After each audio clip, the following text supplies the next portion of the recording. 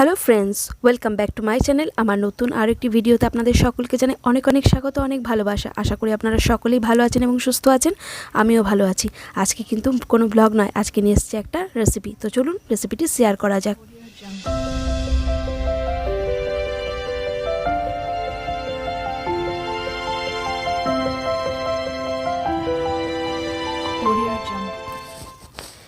এখানে 200 গ্রাম মতো পনির আছে।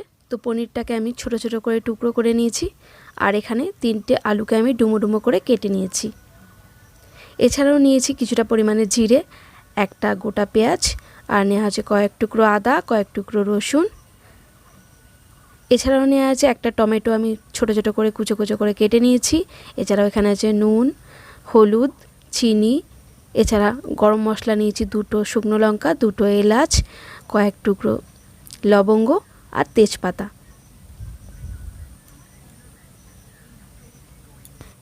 এখানে বলে রাখি, সমস্ত উপকরণগুলো আমি 200 গ্রাম পনিরের অনুপাতে নিয়েছি। আপনারা চাইলে এটা বেশি বা কম করতে পারেন।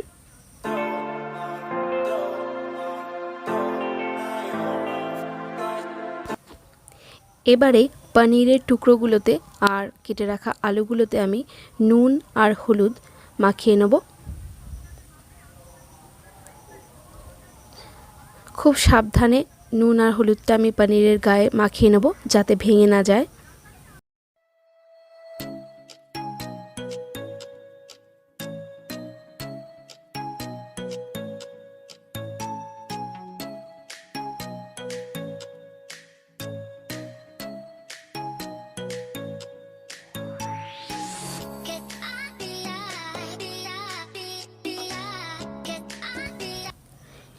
এবারে কড়াতে বেশ কিছুটা পরিমাণে আমি রিফাইন অয়েল দিয়ে দিলাম।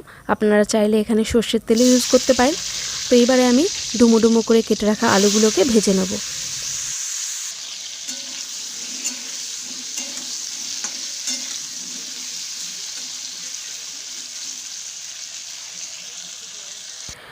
আলুগুলোকে বেশ লাল লাল করে আমি ভেজে নিয়েছি। এবার একটা পাত্রের মধ্যে তুলে নিলাম। আর এবার একইভাবে পনিরগুলোও ভেজে নেব, তবে খুবই সাবধানে, একদম যেন ভেঙে না যায়।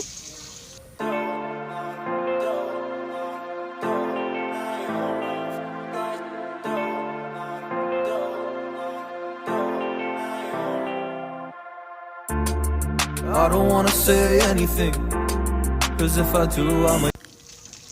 পনির খুব বেশি ভাজার দরকার নেই, হালকা করে এপিট ওপিট নেড়ে চেড়ে ভেজে নিলাম। এবার তুলে নিচ্ছি একটা পাত্রে। এবার একটা পাত্রে আমি আগে থেকে কিছুটা গরম জল করে রেখেছিলাম, সেই গরম জলটাই পনিরের মধ্যে ঢেলে দিলাম। এতে পনিরগুলো খুব সফট হয়ে যাবে। তো এইভাবে কিছুক্ষণের জন্য পনিরগুলো এভাবে ভেজানো থাকবে গরম জলের মধ্যে। এবার কড়াতে যে তেলটা ছিল সেই তেলটার মধ্যে আমি দিয়ে দিলাম 1 চামচ মতো চিনি। তো এই চিনিটা একটু হালকা হালকা কালার চলে আসলে তার মধ্যে দিয়ে দিলাম 2টো তেজপাতা, দিয়ে দেবো শুকনো লঙ্কা, এলাচ, লবঙ্গ। আর চিনিটা দেওয়ার একটাই কারণ, যাতে কালারটা ভালো আসে।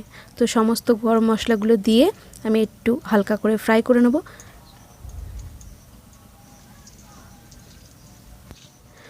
ভাজা গরম মশলা থেকে খুব সুন্দর একটা স্মেল বেরোচ্ছে। এই অবস্থায় দিয়ে দিলাম কেটে রাখা পেঁয়াজটা। তো পেঁয়াজটা একটু ভেজে নিচ্ছি, হালকা হালকা গোল্ডেন কালার চলে আসলে তারপরে এর মধ্যে আমি জিরে, আদা, রসুন যেটা পেস্ট বানিয়ে রেখেছিলাম সেটা দিয়ে দিলাম। এবার এটা সুন্দরভাবে মশলাটা আমি কষিয়ে নেব কিছুক্ষণের জন্য। তো এইবার আমি অ্যাড করে দিচ্ছি নুন, হলুদ। তো নুন হলুদটা দেওয়ার পর মশলাটাকে আরও কিছুক্ষণের জন্য আমি কষিয়ে নেব।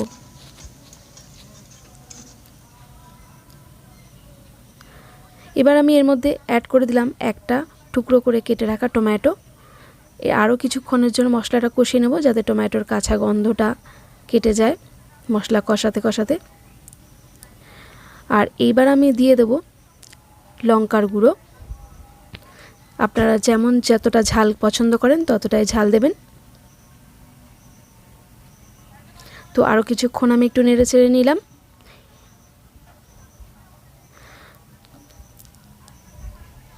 এইবার আমি অ্যাড করে দিচ্ছি যে বাটিটাতে মশলা রেখেছিলাম সেটা ধুয়ে সামান্য পরিমাণে জল। আরও কিছুক্ষণ নেড়ে চেড়ে দিয়ে এবার এই মশলাটাকে আমি 5 মিনিটের জন্য একটু ঢেকে কষিয়ে নেব। তো যতক্ষণ না পর্যন্ত তেল ছেড়ে বেরিয়ে আসে ততক্ষণ আমি ওয়েট করব। তো ঢেকে দিলাম। 5 মিনিট পরে ফিরে এসে দেখলাম মশলাটা সুন্দরভাবে আমার তৈরি হয়ে গেছে, একদম তেল মশলা ছেড়ে বেরিয়ে এসছে। তো আশা করি মশলাটা কষানো হয়ে গেছে, দেখে বুঝতেই পাচ্ছেন। আর টমেটোগুলো সিদ্ধ হয়েছে কিনা সেটা আমি খুন্তি দিয়ে একবার দেখে নেব। তো হ্যাঁ, টমেটোটাও সিদ্ধ হয়ে গেছে। তো মশলা এখন আমার পুরোপুরি রেডি।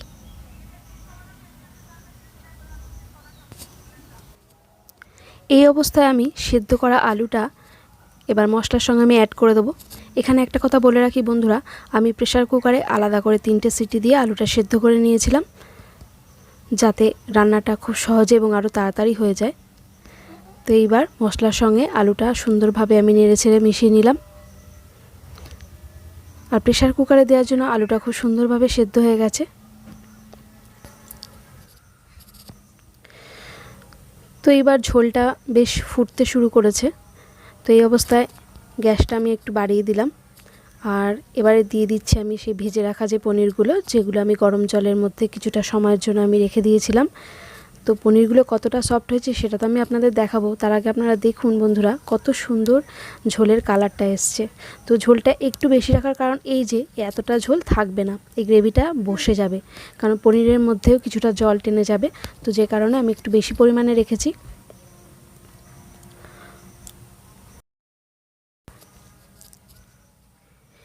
এবারে আমি অ্যাড করে দেবো 1 চামচ মতো ঘি।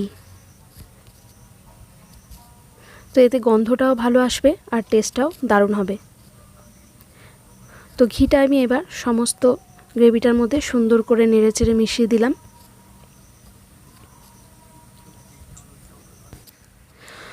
তো আমি এখানে আর কোনো গরম মশলা অ্যাড করব না, কারণ যেহেতু আমি ফোড়নের সময় গোটা গরম মশলা দিয়েছিলাম, তো তাতেই সুন্দর গন্ধ বেরোবে বা বেরোচ্ছে। তো চলুন একেবারে পরিবেশন করে তারপরে আপনাদের দেখাচ্ছি।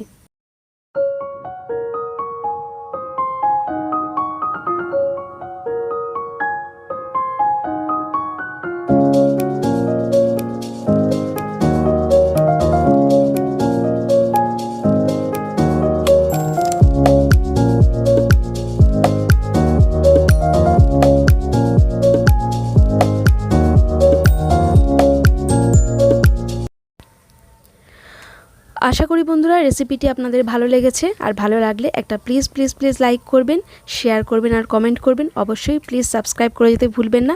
পাশের বেল নোটিফিকেশনের অল অপশানে ক্লিক করে আমার সঙ্গে থাকবেন। তাহলে আজকের মতো এই পর্যন্তই, দেখা হবে পরবর্তী একটা নতুন ভিডিওতে। সকলে ভালো থাকবেন, সুস্থ থাকবেন। নমস্কার।